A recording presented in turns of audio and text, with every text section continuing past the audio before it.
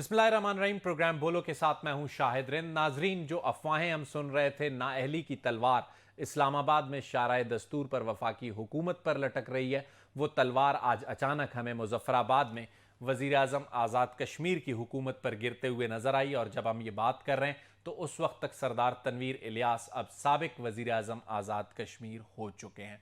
क्या वजूहात थी इस फैसले की और क्यों उन्हें till the rise of court की सजा देकर नाअहल ना सिर्फ कर दिया गया बल्कि डिस्क्वालीफाई उनकी रुकनीत से भी कर दिया गया। सरदार तनवीर इलियास को एक नोटिस सर्व किया गया अदलिया की जानिब से। हाईकोर्ट का सोमोटो नोटिस था। इस नोटिस में यह बताया गया कि उनकी जानिब से अदलिया के खिलाफ तौहीन आमेज जुबान इस्तेमाल की गई है और उसके नतीजे में उन्हें आज पेश होना था हाईकोर्ट में। जब वो पेश हुए तो उन्होंने गैर मशरूत माफ़ी मांगी, लेकिन गैर मशरूत माफ़ी के बावजूद उन्हें, जिसे कहते हैं till the rise of court की जो यूसुफ रजा गीलानी वाली सज़ा थी, वो दी गई और उसके नतीजे में वो साबिक वज़ीर आज़म हुए। और फ़ौरन ही वो जो अपीलेट कोर्ट है वहाँ पहुँचे, सुप्रीम कोर्ट, और वहाँ से भी बज़ाहिर कोई रिलीफ उन्हें नहीं मिला और उसके नतीजे में उनकी सज़ा बरकरार है। लेकिन 2 हफ्तों के बाद उनसे एक तहरीरी रिपोर्ट तलब की है। अब इन 2 हफ्तों में कश्मीर में क्या गवर्नेंस मॉडल होगा, एग्जीक्यूटिव को कौन हेड करेगा, इसके लिए तफसीली फैसले को देखना होगा। लेकिन ओवरऑल आज जो हम बात करेंगे, जो मुल्क में सूरत हाल है, इस्लामाबाद में शाराए दस्तूर पर जैसे में अदलिया और पार्लिमान आमने सामने नजर आते हैं, एक ऐसे मौके पर मुजफ्फराबाद से एक ऐसा फैसला आना कितने असरात डालेगा, इसके लिए हमें ज्वाइन करेंगे पाकिस्तान मुस्लिम लीग नून से सीनियर लीडर हैं राना एहसान अफजल साहब, और पाकिस्तान तहरीक इंसाफ से हसान खावर साहब और यासीन आज़ाद साहब आईनी और कानूनी माहिर होंगे। लेकिन इन मेहमानों को जाने से पहले मैं आपको ये बताना चाहूँगा कि चंद रोज़ कबल या गुज़िश्ता रोज़ हम कह सकते हैं कि आइन की गोल्डन जुबली की तकरीब हुई। इस आइन की गोल्डन जुबली की तकरीब में काजी फ़ाइज़ ईसा ने चंद अहम बातें की। गो कि उनकी शिरकत पर बहुत तनकीद हुई सोशल मीडिया पर कि वो क्यों शरीक हुए, लेकिन जो बातें उन्होंने उस तकरीब में की वो इंतहाई अहम है। सुने। इस किताब का साया हमारे सर पे है। मैं कानून के तरीके से देखता हूँ चीज़ें, आप सियासत के तरीके से। सियासत आपका मैदान है, मेरा नहीं। कानून मेरा मैदान है। आप तबसरे कर सकते हैं, तनकीद भी हम पे कर सकते हैं और तनकीद हमने सुनी भी। हमारा काम यह है कि जल्द फैसले करें आइन और कानून के मुताबिक। आपका काम है ऐसे कवानीन बनाएं जो लोगों के लिए बेहतर हों। नाजरीन, काजी फ़ाइज़ ईसा ने आइन की अहमियत भी अवाम के सामने रखी। इस आइन और कानून पर अमल दरामद सियासतदान ने कैसे करना है, जजेस ने कैसे करना है, वो सूरत हाल भी सामने रखी। और उन्होंने वहीं पर यह वजाहत कर दी थी कि वो इस तकरीब में सिर्फ इसलिए शिरकत करने आए थे कि ये आइन की गोल्डन जुबली और जो सियासी बातें वहाँ हुई हैं उनसे वो इत्तफाक नहीं करते। लेकिन वज़ीर आज़म शहबाज शरीफ ने भी अदलिया को मुखातिब करते हुए कुछ गुफ्तगू की। सुनिए। कितने आला अदालतों के जज करप्शन पर निकाले गए, मैं जानना चाहता हूँ। This is a stark comparison. आज तक पिछले 40 साल को उठा के देख लें, कितने जजों को करप्शन पर निकाला गया और सियासतदानों के खिलाफ आंखें बंद कर कर एसेट बियॉन्ड मीन के केसेस बन जाते हैं और वो सारा साल रुलते रहते हैं। यहाँ स्पीकर, ये है वो गैर आदलाना, गैर मुंसफाना निज़ाम जिसने 70 साल बाद पाकिस्तान को इस नहज में पहुंचाया है। वज़ीर आज़म शहबाज शरीफ ने जो गुफ्तगू की, आज के सूरत हाल को अगर हम देखते हैं इंतहाई अहमियत की हामिल है। और आज जिस तरीके से एक दिन में फैसला हुआ है, फैसला वो कानूनी है या नहीं है, लेकिन एक दिन में कितने रैपिड फैसले का आना, उसके सियासतदानों पर असरात होते हैं। और फिर जब सियासतदान तनकीद करते हैं तो फिर सूरत हाल मज़ीद बिगड़ती है। लेकिन ओवरऑल आज हम मुजफ्फराबाद में जो सूरत हाल पैदा हुई, पॉलिटिकल सिचुएशन और इसका मुस्तकबिल क्या होगा और इसके असरात इस्लामाबाद में क्या होंगे, आज जो फैसला आया, क्या तनकीद इतनी सख्त थी कि नाकाबिले बर्दाश्त थी, इस पर हमें ज्वाइन कर रहे हैं पाकिस्तान मुस्लिम लीग नून से राना हसान अफजल साहब, इसके अलावा हसान खावर साहब पाकिस्तान तहरीक इंसाफ से, और आइनी और कानूनी माहिर यासीन आज़ाद साहब हमारे साथ होंगे। इब्तदा करता हूं हसान खावर साहब से। हसान साहब, बताइएगा, आपने आज एक प्राइम मिनिस्टर की कुर्बानी दी है, ये पार्टी पॉलिसी थी या सरदार तनवीर इलियास साहब से गलती हुई? देखिए, बात यह है कि ये तो फैसला आज़ाद जम्मू कश्मीर की अदालत का था, तो हमारी पार्टी से तो ज़ाहिर इसका कोई ताल्लुक नहीं था। और मेरे लिए ये फैसला कुछ हैरानकुन था। उसकी वजह यह है कि आम तौर पे जब भी कंटेम्प्ट की प्रोसीडिंग्स होती हैं तो हमारी जो मुअज़्ज़ज़ आला अदालतें हैं वो एक दफ़ा चांस देती हैं जिस शख्स ने कोई बात की हो उसको वजाहत का मौका देती हैं, उसको माफ़ी का मौका देती हैं। और आज अदालत में तनवीर रियाज साहब ने माफ़ी भी मांगी, जिसको गैर अदालत ने मशरूत माफी मुस्तरद कर मांगी दिया। उन्होंने। गैर मशरूत माफ़ी मांगी, तो मैं समझता हूँ ये अपनी नौइयत का पहला फैसला है। सही। और मुझे तो इस पे अफसोस हुआ कि एक शख्स जब गैर मशरूत माफ़ी मांग रहा है तो आवाम का मुंतखब नुमाइंदा है और आपने उसको बरतरफ कर दिया। लेकिन ज़ाहिर है कि अदालतों का जो अहकामात हैं, मैं समझता हूँ कि वो हम सब के ऊपर वो हमें हमें मानने चाहिए, क्योंकि जब अदालतों का हुक्म नहीं मानेंगे तो मुल्क के अंदर एनार्की फैलती है, मुल्क के अंदर निज़ाम धर्म भरम होता है। लेकिन जो असल टेस्ट है वो ये देखना है कि पीपल्स पार्टी के वज़ीर आज़म को भी अदालत से बरतरफ किया गया कंटेम्प्ट में। पीटीआई इस पर जरा आगे बात करते हैं हसन खावर साहब। सिर्फ सवाल मुकम्मल कर लूं कि देखना ये है कि मुस्लिम लीग नून के उस वज़ीर आज़म के साथ अदालतें क्या करती हैं जो इस पर हम आखिरी सेगमेंट में जरा बात करेंगे। जरा इस वक्त आजाद कश्मीर पे मैं रहना चाह रहा हूं, आखिरी सेगमेंट में जरूर आपका ये नुक्ता उठाएंगे। राना हसन अफजल साहब हमारे साथ हैं। राना साहब, आप कैसे देखते हैं एज अ सियासी कारकुन इस डिस्क्वालिफिकेशन को जो आज हुई है मुजफ्फराबाद हाई कोर्ट से? आपके ख्याल में सियासी लोगों के साथ इसी तरह होना चाहिए? बिस्मिल्लाहिर्रहमानिर्रहीम। देखें, मैं समझता हूं कि अगर सुओ मोटो लिया गया तो जो तरामीम हमने अब जो एक एक्ट की शक्ल इख्तियार कर चुके हैं, तो मैं तो यही कहूँगा कि सुओ मोटोज अगर जुडिशरी लेती है तो उसके ऊपर भी कलेक्टिव विजडम होना चाहिए है। ये फर्द वाहिद के पास ये अथॉरिटी नहीं होनी चाहिए। लेकिन वो कानून तो अभी तक नाफिजुल अमल नहीं है सर। नहीं, वो एक्ट बन चुका है, यानी कि बिल्कुल नाफिज़ो अमल नहीं है। लेकिन मैं तो यही कहूंगा कि जो सुओ मोटो लिए जाते हैं एक फर्द वाहिद, इसमें मुझे ऐसा लगता है, मैं यासीन आजाद साहब से बाद में इसमें राय लूंगा, कि आजाद कश्मीर के अपना जिसे कहते हैं वहां पे सारा कुछ कानून और अपनी चीजें हैं, तो हमें देखना होगा कि सेम लॉ वहां बाइंडिंग करता है या नहीं। मैं सिर्फ एक कंपैरिजन ड्रॉ कर रहा हूं कि हमारा क्या मौकफ है सुओ मोटोज के हवाले से। वो ये है कि बेहतर होगा कि अगर वहां कलेक्टिव विजडम हो, और अगर एक सियासतदान अपोलोजाइज करता है, बेशक अगर उससे जानते बूझते हुए या गलती से उससे कुछ ऐसे अल्फाज कह दिए गए कि जो कि कोर्ट को काबिल कबूल नहीं है, और उसको मौका दिया जाता है कि वो अपने आप को एक्सप्लेन करे, और वो वहां अगर वो माफी मांग लेता है या वो जो है कहता है कि मेरे से गलती होगी, तो उसको जरूर जो है वो चांस मिलना चाहिए। ठीक है, आपका ख्याल है कि जब उन्होंने माफी मांग ली थी तो उन्हें मौका मिलना चाहिए था। लेकिन जो कलेक्टिव विजडम की आप बात कर रहे थे, जो इब्तदाई 3 रुकनी बेंच था उसका भी मुत्तफिका फैसला था और सुप्रीम कोर्ट ने भी उसे बरकरार रखा है। हसन खावर साहब, इस वक्त फवाद चौधरी साहब की जो स्टेटमेंट आई है उसे अगर हम देखते हैं तो ऐसा लगता है कि पाकिस्तान तहरीक इंसाफ पॉलिटिकली चार्ज होने को तैयार नहीं है, जैसा कि अदम एतमाद के मामले पे तैयार थी। सरदार तनवीर इलियास के लिए कोई ऐसा स्टैंड लेती हुई नजर नहीं आ रही। नहीं, देखें, मैंने तो आपको पहले ये बात की है कि पाकिस्तान तहरीक इंसाफ जो है वो सियासी जमात है। हम आइन के अंदर चलना चाहते हैं, आइन के अंदर जो चीज़ें होंगी वो करेंगे। जब अदालतों के अहकामात आएंगे तो उनको तो हमें लीगली फिर देखना पड़ेगा कि क्या लीगल रिकोर्स है, कानूनी तौर पे हम क्या कर सकते हैं। हम लोग वो जमात तो नहीं है कि हमको हमला कर दें जाके अदालतों पे, जो हमारे मुल्क ने देखा था। तो बिल्कुल अदालतों का एहतराम करेंगे और आइन और कानून के अंदर रहते रहते अपनी ऑप्शंस एक्सरसाइज करेंगे। लेकिन हमारा मौक़िफ़ ये और हमारी ख्वाहिश ये है कि पाकिस्तान में रहने वाली जो बाकी जमातें हैं वो भी खुदारा आइन का एहतराम करें। क्योंकि देखें, पाकिस्तान जैसा मुल्क जहाँ पर कई जोग्राफियाई इकाइयाँ हैं, जहाँ पर कई किस्म के हमारे कौमें हैं, सिंधी है, पंजाबी है, बलूची है, पठान है। आप मतलब ये कह रहे हैं कि अदालत का जो हुक्म हुआ? नहीं, मैं और बात करना चाह रहा हूँ। मैं कह रहा हूँ कि ऐसे मुल्क के अंदर आपकी एक कौमी शनाख्त के लिए जरूरी है कि एक सोशल कॉन्ट्रैक्ट के ऊपर सबका एग्रीमेंट हो। बिल्कुल, और उस सोशल कॉन्ट्रैक्ट, और वही सोशल कॉन्ट्रैक्ट 1973 का कॉन्स्टिट्यूशन है सर। जी बिल्कुल बिल्कुल। और अगर आप उसी पे, लेकिन एक शॉर्ट और प्रिसाइज सवाल करूं, इसी कॉन्स्टिट्यूशन की खिलाफवर्जी की थी जब डिप्टी स्पीकर कासिम सूरी की रूलिंग आई थी। अगर उस दिन भी पीटीआई इतना ही पॉलिटिकल जेस्चर शो करती तो आपको नहीं लगता है कि आज आपका कद मजीद बड़ा होता? देखिए, मैं आपको उस पर यह कहूंगा कि आइन की इंटरप्रिटेशन में फर्क आ सकता है, लेकिन कासिम सूरी साहब की रूलिंग पे जब सुप्रीम कोर्ट ने सुओ मोटो नोटिस लेकर फैसला सुनाया तो क्या हमने तामील की या क्या हमने जजों की तरफ उंगलियां उठाई? इसी तामील तरह जरूर अगर हुई, इलेक्शन तामील जरूर कमीशन ने हुई। इंटरप्रिटेशन की थी, तो उसके बाद जब सुप्रीम कोर्ट का फैसला आ गया, तो अगर किसी के दिल में कोई शुबुक व शुबहात थे, कोई अभाम था, तो वो क्लियर हो गई।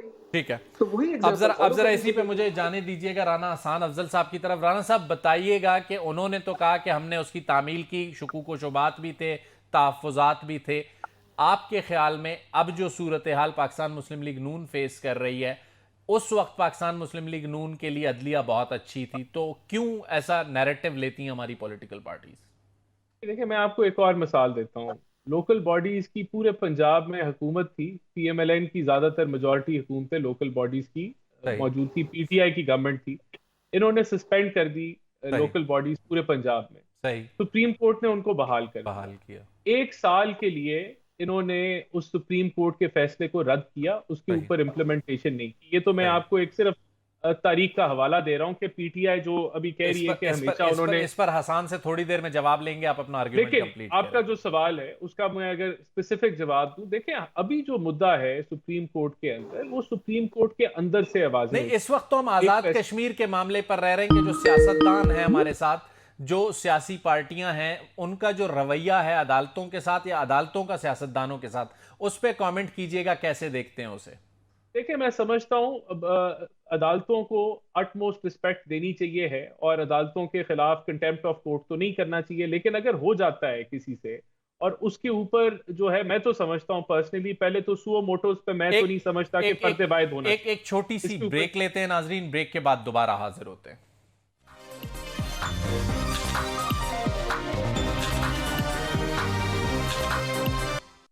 वेलकम बैक नाजरीन। ब्रेक पर जाने से पहले हम आज़ाद कश्मीर के वज़ीर आज़म की नाअहली और उसके पॉलिटिकल एस्पेक्ट्स पर बात कर रहे थे। ब्रेक के दौरान हमें ज्वाइन किया आईनी व कानूनी माहिर यासीन आज़ाद साहब ने। यासीन साहब को प्रोग्राम में खुशामदीद कहता हूँ।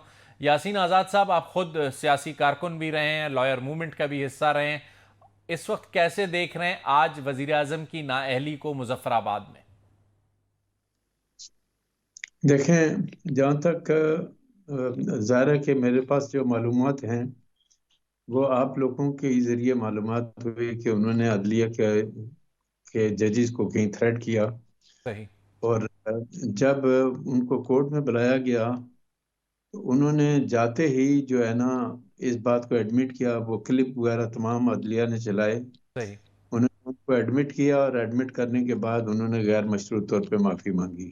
सही, लेकिन अदलिया ने उनकी गैर यानी मशरूत माफ़ी को कबूल नहीं किया सही, और till the rising of court उन्होंने उसको सज़ा दे दी।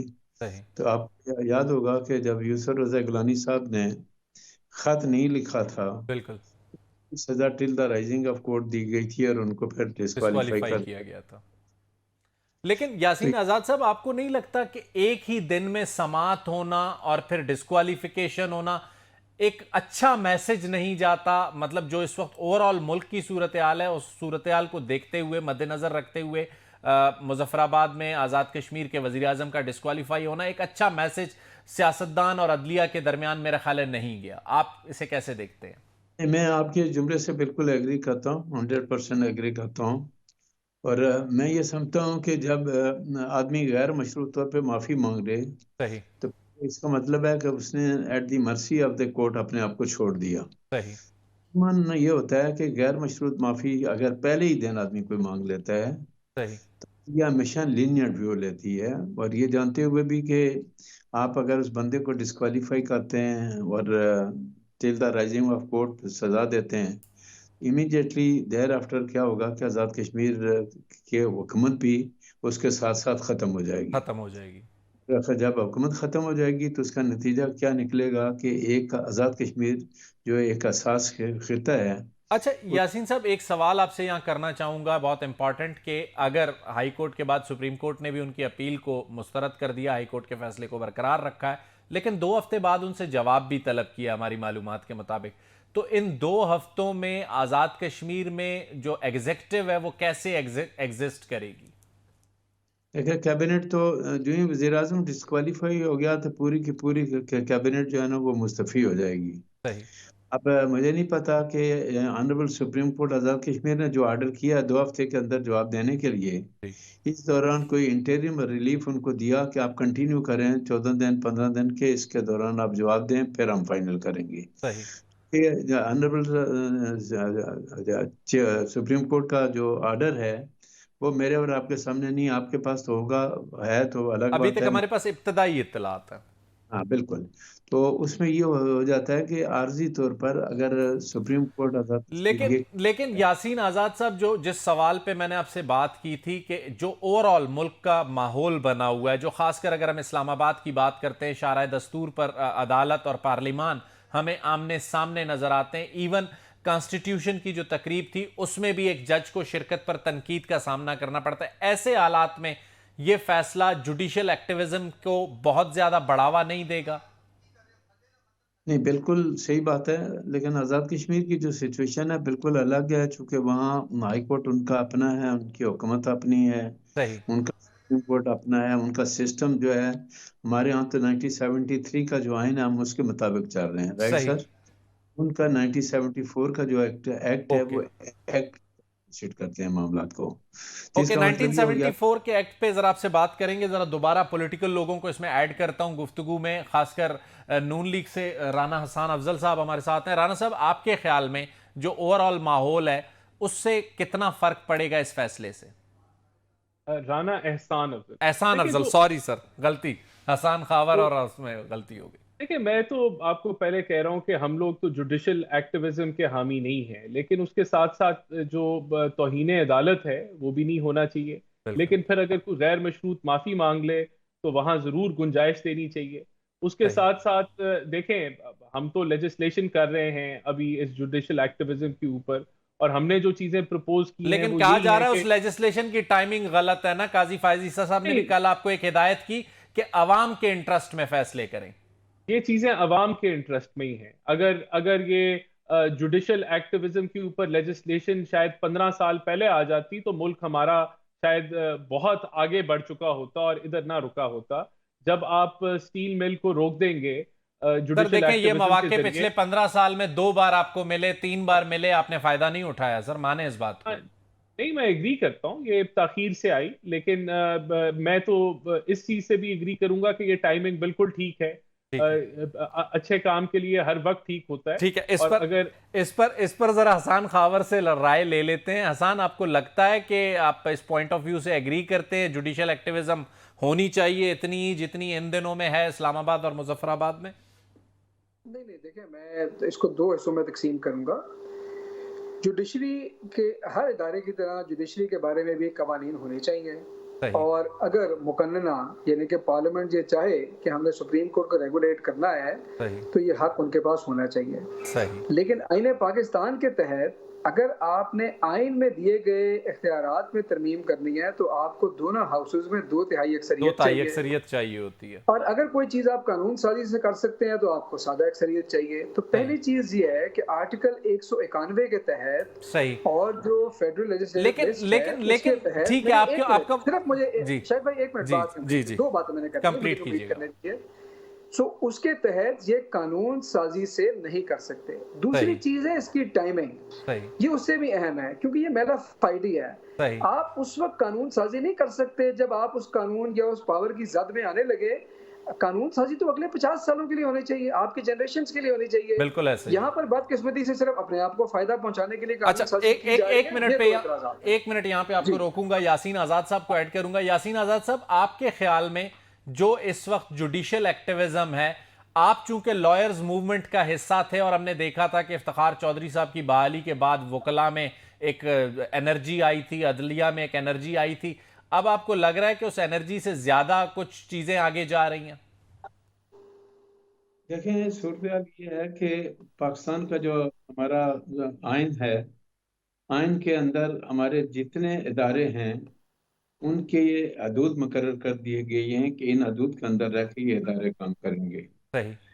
मैं शुरू से ये एक बात कहता हूँ कि अगर तमाम इदारे अपनी आइनी हदूद के अंदर रहकर काम करें और एक दूसरे के मामलात में मुदाखलत न करें तो फिर सूरत कभी भी खराब नहीं होती है। यासीन साहब, ये जुमला सुनने को तो बहुत अच्छा लगता है, लेकिन इस पर अमल कोई भी इदारा, चाहे वो पार्लिमान हो, सियासतदान हो, अदलिया हो, बाकी इदारे हों, कोई भी इसको मानने को और अमल करने को तैयार नहीं होता। माजरत के साथ, कानों को सुनने को बहुत अच्छा जुमला है। बात क्या आ रहा था कि हमारे यहाँ प्रॉब्लम ये है कि हम आइन का कोई एक खास आर्टिकल पकड़ लेते हैं जो हमारे मतलब का होता है, यस, हम कंप्लीटली डिफेंड करते हैं। बिल्कुल ऐसा ही है। जहाँ तक 184(3) का है, ये पॉलिटिकल पार्टीज का डिमांड नहीं था, ये वकला पर पिछले 20-25 साल से उनका डिमांड था सही, कि आर्टिकल 184(3) में प्रॉपर अमेंडमेंट करें, सही, राइट फील दें लोगों को, सही। क्योंकि आपने आइन के अंदर आर्टिकल 10 ये रखा है, लेकिन 10 इस पे भी हमें वकला डिवाइड नजर आए। यासीन आजाद साहब, सुप्रीम कोर्ट बार के सदर ने बाकायदा जो एक कॉन्फ्रेंस थी इस सिलसिले में, उसमें खिताब किया और उन्होंने अपोज किया। उन्होंने कहा हम चीफ जस्टिस के साथ खड़े हैं, ये नहीं होने देंगे। देखें, जो जहाँ तक सुप्रीम कोर्ट के प्रेसिडेंट साहब का ताल्लुक है, मुझे इंतहाई अफसोस से ये बात कहनी पड़ती है कि इस वक्त जो क्राइसिस थे हमारे यहाँ अदलिया के और पार्लियामेंट के दरमियान या एग्जेक्टिव के दरमियान, सुप्रीम कोर्ट बार एसोसिएशन हमेशा गैर जानबदाराना रोल प्ले करती है। और आपने देखा होगा कि 2011-12 में जब मैं प्रेसिडेंट था, बिल्कुल, मैंने पाकिस्तान की तमाम सियासी जमातों को एक प्लेटफॉर्म पे जमा किया था बलूचिस्तान बदअमनी केस के सिलसिले में। बिल्कुल ऐसा ही है, हमें याद है। लेकिन यहाँ सुप्रीम कोर्ट बार के प्रेसिडेंट साहब से गलती ये हो गई कि उन्होंने आते ही एक पार्टी के साथ उन्होंने एक एफिलिएशन शो कर दिया, सही। और उसके बाद ऑडियो लीक हो गई। और दूसरी तरफ सुप्रीम इस पर जरा पॉलिटिकल साइड का व्यू यासीन साहब 2 मिनट लेना चाहूंगा। हमारे साथ हसान खावर हैं। हसान, आपको लगता है कि आप लोगों ने जिस तरह बाकी सारी चीजों में बहुत उथल पुथल मचाई हुई है, वकला को भी डिवाइड कर दिया है? यासीन आजाद साहब की बात से ऐसा लग रहा है। नहीं, देखिए, मैं आपको बताऊं, दो चीज़ें हैं ना। इस वक्त कोई फेडरल लेवल पे जुडिशियल एक्टिविज्म है, ना वकला डिवाइडेड है। सही, ये सही बात है कि जाहिर है कोई ना कोई वकील तो हुकूमत के साथ है, उन्होंने तो उनका बयान देना है। लेकिन आप मुझे बता दें, लेकिन आप इसी आइन तरह का वो कहते हैं आर्टिकल कोई वकला आपके नहीं, साथ है। नहीं, मैं आपको उसका हल देने लगा हूं ना। आप आइन का आर्टिकल 224 पढ़ लें, सही, आपको कंफ्यूजन नजर आती है तो बात करें ना। इस सही, वक्त लोग जो हैं वो आइन की बका की जंग लड़ रहे हैं।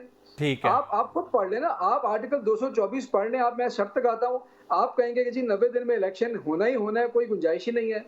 अब अगर हुकूमत तुली हुई है कि हमने आइन को सबवर्ट करना है, हमने सही। इलेक्शन नहीं कराने, सुप्रीम कोर्ट का कहना नहीं मानना, और कुछ लोग अपने जमीर का सौदा करके ये फैसला करते हैं कि हमने उसका साथ देना है, हसान साहब, उसका जैसे तो कोई यासीन कुछ नहीं आजाद किया जा साहब ने एक सकता। बात कही थी कि हम आइन का वो हिस्सा पकड़ लेते हैं जो हमारे मफाद में होता है या हमारे फायदे में होता है। ये अलमिया हमारा है, मानना पड़ेगा। नहीं, नहीं, आप यासीन साहब से आर्टिकल 224 के बारे में राय ले लें, बड़े मोहतरम वकील हैं। चले, उनसे मैं पूछें। यासीन आजाद साहब से राय लेता हूं, लेकिन साथ में राना हसान अफजल को गुफ्तगू में ऐड करूंगा।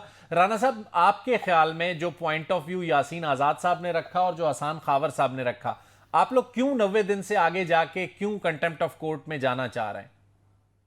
देखिए, इलेक्शन जो है वो हुकूमत पाकिस्तान ने नहीं कराना, वो ईसीपी ने कराना है। और सही, ईसीपी ने अक्टूबर की डेट दी, जो उसको लगा कि आईनी तौर पे जो उसकी बेसिक जिम्मेदारी है कि उसने इलेक्शन फ्री, फेयर और ट्रांसपेरेंट कराना है, तो अव्वलीन जिम्मेदारी है कि उसने वो डेट दे दी। अब उसके अंदर जुडिशरी ने सुओ मोटो लिया हुआ था, और उस सुओ मोटो के ऊपर बहस थी कि ये वैलिड है या नहीं वैलिड। और वो जो सुओ मोटो है वो एक मेजॉरिटी जो बेंच है जिसमें 4-3 से फैसला लेकिन हुआ राना कि हसान अफजल साहब, ये जो नैरेटिव आप ले रहे हैं, वजीर दाखिला वाजे लफ्जों पे कह चुके हैं कि इलेक्शन के फंड्स का मामला पार्लियामेंट डिसाइड करेगी। इसका मतलब यह है कि चाहे उसमें पूरी पार्लियामेंट नायल हो जाए, तो इसका मतलब है तैयारी तो आपने पूरी की हुई है। देखिए, अब ये इस हुकूमत का मौकफ है हमारा, ये कि जो लॉ एंड ऑर्डर सिचुएशन है वो हमारी तरजीह है। और इस वक्त जो ईसीपी की डिमांड है कि उनको नहीं, कुछ लोग दिए जाएं, लेकिन ये जो तो पैसे पॉसिबल जारी नहीं है। करने थे, ये इसी ज़मीनी तरीके बजट में से भी आप मंजूर कर सकते थे, कोई ऑप्शन था आपके पास। लेकिन आपने उसको फाइनेंस बिल में कन्वर्ट करके एक तासुर दिया है कि जी हमने प्रोसीजर शुरू कर दिया है, टाइम लगेगा, अब आपने जो करना है कर लें। ये हमारा प्रेरोगेटिव है ना। अब ये बजटेड तो नहीं था, ये जो जो इलेक्शन का जो ये अखराजात थे, ये पिछले बजट का हिस्सा तो नहीं थे। तो ये सही, एडिशनल फंड्स हैं जो हमें ये, तो वो उसको हमने फाइनेंस बिल की शक्ल दे दी है, और पार्लियामेंट अगर इजाजत दे देगी तो हम वो फंड जो है ईसीपी को इशू कर देंगे। ठीक तो हो ये गया। हमारा और अगर पार्लियामेंट ने इजाजत ना दी तो राना सनाउल्लाह ने जैसे कहा है पूरी पार्लियामान को लेकर अदलिया जाएंगे। देखिए, ये तो फिर अदलिया के ऊपर है ना कि वो क्या करते हैं। नाजरीन, एक छोटा सा लेते हैं ब्रेक, और ब्रेक के बाद दोबारा हाजिर होते हैं ताकि ये ऑडियो का इशू भी रिजॉल्व हो, और आखिरी सेगमेंट में बात करें कि जो सूरत-ए-हाल मुजफ्फराबाद में पैदा हुई है, क्या इस्लामाबाद में भी पैदा होने का इम्कान है। वेलकम बैक नाजरीन। प्रोग्राम के आखिरी हिस्से में हम बात करेंगे आज़ाद कश्मीर के बाद क्या हवाएं इस्लामाबाद की तरफ चलेंगी, क्या नून लीग ने तैयारी कर ली है सरदार तनवीर इलियास जैसी सूरत हाल फेस करने की, और क्या पाकिस्तान तहरीक इंसाफ तौहीन अदालत की पटिशन लेकर जा रही है, और आज इलेक्शन कमीशन ने जो जवाब जमा कराया उस पर भी अपने नुमाइंदे से बात करेंगे। लेकिन पहले अपने मौजूद मेहमानों से बात करते हैं। राना हसान अफजल साहब हमारे साथ हैं। राना साहब, आपके ख्याल में नून लीग ने तैयारी कर ली है फाइनल बैटल की? राना एहसान सर सॉरी, दूसरी बार गलती हुई, माजरत। राना एहसान। देखिए, हमारी तो कोई बैटल नहीं है, हम तो आइन की बात कर रहे हैं। हम तो सर आप भी कह रहे हैं हम आइन की बात कर रहे हैं, पीटीआई भी कह रही है आइन की, अदालत जो तशरीह कर रही है उसे दोनों फिर नहीं मानते। देखें, एक वे फॉरवर्ड, या तो आप कहें कि जी हमने ये फैसला नहीं मानना, अदालत जो करती है करे, हम पॉलिटिकल कॉस्ट पे करने को तैयार हैं, या फिर हम इस फैसले को मान के इलेक्शन में जाते हैं और पॉलिटिकल कॉस्ट पे करते हैं। इन दोनों सूरतों में से किसी एक ऑप्शन पे आपको जाना होगा। देखिए, हमने तो जो है वो बड़ा क्लियर कट कहा कि हम समझते हैं कि इलेक्शंस पूरे मुल्क में इकट्ठे हों वो बेहतर है, बजाय कि आज आप पंजाब में इलेक्शन करें, 2 माह बाद आप केपीके में करें, फिर 2 माह बाद आप जो है 2 सूबों और वफाक में करें, और यहाँ एक जो केयर टेकर का निज़ाम होता था उसको रद्द करके हुकूमतें किसी और की हों और मुतनाज़ा इलेक्शंस की आप बुनियाद रखें। तो उससे बेहतर है कि इकट्ठे इलेक्शन हों, और उसके लिए देखें हमने अपनी तरजीहात भी रख दी तो हम उसके साथ स्टिक करेंगे। बाकी देखें, जरदारी साहब ने भी कल आपको एक मशवरा दिया मुज़ाकरात का, तो उस पर कोई पेशरफ्त कर रहे हैं? देखिए, अच्छा मशवरा है, उसके ऊपर बाकी और भी जमातें हैं पीडीएम की, उनसे भी बातचीत हो रही है कि वो सारे अगर एग्री करते हैं तो फिर जरूर मुज़ाकरात हो सकते हैं, लेकिन मुख्तलिफ व्यू पॉइंट है मुख्तलिफ जमातों का पीडीएम के अंदर। मतलब आप पहले अपना इत्तफाक राय कर लें तो फिर तहरीक इंसाफ से कोई राब्ता हो? हाँ नहीं, डेफिनेटली ये तो, लेकिन तरीके हसान खावर साहब, मुज़ाकरात के मामले पे आप क्या कहेंगे? मुज़ाकरात के लिए पीटीआई तैयार है और गैर मशरूत तैयार है, या शराइत ऐड है? नहीं, देखें, बात ये है, पहली बात तो मैं आपको ये कहना चाहता हूँ कि राना एहसान अफजल साहब जो हैं, ये मुस्लिम लीग नून के बेहतर लोगों में से एक हैं, समझदार आदमी है, मुनासिब नहीं लगता, और मुझे उम्मीद है कि इनको भी दिल में अच्छा नहीं लगता होगा जब इनको आइन की सरासर खिलाफ वर्जी को जस्टिफाई करना पड़ रहा हो। बहरहाल मेरी उनसे हमदर्दी है कि उन्हें ये करना पड़ा। चले आप सवाल पे आए ना, उसको छोड़े फिलहाल। दूसरी, नहीं कोई बात नहीं, देखें बात कभी हक सच की भी कर देनी चाहिए। दूसरी बात यह है कि देखें, मुज़ाकरात जो है, मैं समझता हूं कि इस वक्त मुज़ाकरात बिल्कुल पाकिस्तान के हक में है, लेकिन वो मुज़ाकरात इलेक्शन के ऊपर होने चाहिए, और मुज़ाकरात से पहले आईनी जो हुकूक हैं उनको रिकॉग्नाइज करना पड़ेगा। गैर मशरूत का मतलब गैर मशरूत ही होता है सर, अब इफ एंड बट्स तो नहीं होते उसमें। नहीं, इफ एंड बट्स नहीं होते, लेकिन आपने किसी फ्रेमवर्क के अंदर रह के बात करनी होती है ना। ऐसे हवा में हमने तो आप लोग जिम्मेदारी शाह महमूद कुरैशी को देंगे या परवेज इलाही साहब को? देखिए, हमने कोई इफ्तारी के मेन्यू पे तो बात करनी नहीं है, बात तो इलेक्शन पे होगी ना, और इलेक्शन पे तब होगी जब दोनों पार्टियां एग्री करेंगी कि आइन कहता है 90 दिन में इलेक्शन होंगे। अब आप बताएं कि क्या मिलके करना है। अच्छा, इसमें कोई शर्त नहीं है। एक हसान खावर साहब आपसे सवाल करूंगा, जो सूरत-ए-हाल मुझे नजर आ रही है, आज भी अदलिया के करीब हमें अयाज स्वाति साहब नजर आए, तो मुझे लग रहा है कि अगले चंद दिनों में आप लोग तौहीन अदालत की दरखास्त ले जाएंगे, या जो एजाजुल हसन साहब को सरबराही दी गई है सारी सूरत-ए-हाल को देखने की, वो देख के रिपोर्ट देंगे, उस वक्त तक आप इंतजार करेंगे? देखिए, इसमें तो कानूनी टीम से मशवरा होगा, लेकिन मेरी जो अंडरस्टैंडिंग है, ये जो फैसला सुप्रीम कोर्ट ने सुनाया था, इसमें तो इम्प्लीमेंटेशन जज हैं, उन्होंने खुद ही ये देखना है कि क्या उनके अहकामात पे अमल हुआ है कि नहीं हुआ। आज रिपोर्ट जमा करा दी है, तो इस पर तो मेरा ख्याल है सुप्रीम कोर्ट का खुद ही नोटिस बनता है, क्योंकि वो खुद इसको रिव्यू कर रहे हैं। लेकिन लॉयर्स की मशवरा करेंगे, जरूरत पड़ी तो बिल्कुल जाएंगे अदालत। एहसान साहब, आपको क्या लगता है कि जो सूरत हाल है, हम एक्शन रिप्ले देखने वाले हैं शाराए दस्तूर पे जब आपके वजीर आजम को अदालत बुलाएगी, क्योंकि आपने कंप्लायंस तो नहीं की ऑर्डर की? मैं समझता हूं कि जो सवालात उठे हैं जो मेजॉरिटी का फैसला था माइनॉरिटी में तब्दील हो गया। जो जस्टिस काजी फायज ईसा की जजमेंट है जो कि सुओ मोटो को होल्ड करने को कहती है रूल्स ऑफ प्रोसीजर के ऊपर जब तक वो तय नहीं कर जाते। फिर जो हुकूमत की तरफ से, पार्लियामेंट की तरफ से जो रेजोल्यूशंस आई हैं और जो फुल कोर्ट की डिमांड की गई, इन सारे मामलात को आगे नहीं बढ़ना चाहिए। ये हमारा मौक़िफ़ है और हम समझते हैं कि अगर ये बढ़ेगा तो लेकिन वर्ष कम वर्ष सिनेरियो अगर आपको तलब कर लिया अदालत ने तो वज़ीर-ए-आज़म, काबीना या पूरी पार्लियामान पेश होगी? देखिए, सबसे पहले तो पार्लियामान ने फैसला करना है कि ये फंड्स हम दे सकते हैं, इस फाइनेंस बिल को उसने कबूल करना है या रिजेक्ट करना है। अभी तो ये होगा फैसला, तो फिर ही इसकी ऊपर थैंक यू एहसान अफजल साहब आपका, हसन खावर साहब आपका, यासीन आजाद साहब का हमने पहले शुक्रिया अदा कर दिया था। तीनों मौजूद मेहमानों से हमने बात की, लेकिन पेशरफ्त क्या है इस सारे मामले पर, इस पर हमें ज्वाइन करेंगे हमारे नुमाइंदे इस्लामाबाद के जहांजेब अब्बासी जो सुप्रीम कोर्ट को रिपोर्ट करते हैं, और उनसे पूछेंगे कि इलेक्शन कमीशन ने आज क्या रिपोर्ट जमा कराई। जहांजेब साहब बताइएगा कि आज रिपोर्ट जमा करानी थी इलेक्शन कमीशन ने, तो इलेक्शन कमीशन की रिपोर्ट में क्या बताया गया और अदालत ने उस पर कोई रिस्पांस दिया है रिपोर्ट पर, या खामोशी है फिलहाल? देखिए, फिलहाल तो खामोशी है। बहरहाल एक सफ़े पर मुश्तमिल ये सील्ड इनवेलप में रिपोर्ट इलेक्शन कमीशन की जानिब से सुप्रीम कोर्ट में जमा करवाई गई है। ये तीनों जजेस के चैम्बर्स में ये रिपोर्ट जमा करवाई गई है। ऑर्डर भी यही था। इस रिपोर्ट में दो बुनियादी बातें कही गई हैं।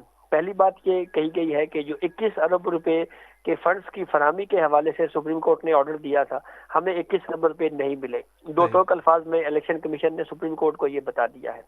दूसरा इशू था सिक्योरिटी का। सिक्योरिटी के मामले के ऊपर इलेक्शन कमीशन का जो जराये से हमें पता चला है, ये कहना है कि हमने पंजाब के लिए 3,75,000 सिक्योरिटी एहलकार मांगे थे, लेकिन पंजाब की निगरान हुकूमत कह रही है कि इस वक्त हमारे पास जो अवेलेबल, जो मैसर सिक्योरिटी है वो सिर्फ 75,000 है। 3 लाख सिक्योरिटी एहलकार का शॉर्टफॉल, यानी उनकी कमी है। तो ये दो बुनियादी पॉइंट्स थे जो इलेक्शन कमीशन ने अपना तहरीरी मौक़िफ़ सुप्रीम कोर्ट ऑफ पाकिस्तान के सामने रख दिया है। अब देखना ये है कि कोर्ट इस मामले के ऊपर क्या करती है, क्या एक्शन लिया जाता है, क्या दोबारा से प्रोसीडिंग शुरू होगी, क्योंकि यहाँ भी एक अहम सवाल ये भी उठता है कि कोर्ट ने एक फैसला दे के केस तो खत्म कर दिया था, तो क्या जब अगर इलेक्शन डिले होगा तो उसके बाद कोई पिटीशन नए सिरे से आएगी, सुप्रीम कोर्ट उसको टेकअप करेगी, या इस डिले के ऊपर एक और खुद नोटिस लिया जाना है? तो ये कुछ सवालात बहरहाल अपनी जगह के ऊपर मौजूद हैं। जहांजेब, बहुत बहुत शुक्रिया। आपने जो सवालात छोड़े हैं, इन सवालात के जवाबात हमें जब तक नहीं मिलते उस वक्त तक पाकिस्तान में जो इस वक्त एक बहरान की कैफियत है, और ख़ासकर उस बहरान की इब्तदा मैं समझता हूँ कि आज आज़ाद कश्मीर से एक बार हो चुकी है, जहाँ पर एक वज़ीर आज़म को एक दिन की कार्रवाई के बाद नाअहल कर दिया गया है। अगले प्रोग्राम तक मुझे शाहिद रिंद को इजाज़त दीजिए। अल्लाह हाफ़िज़।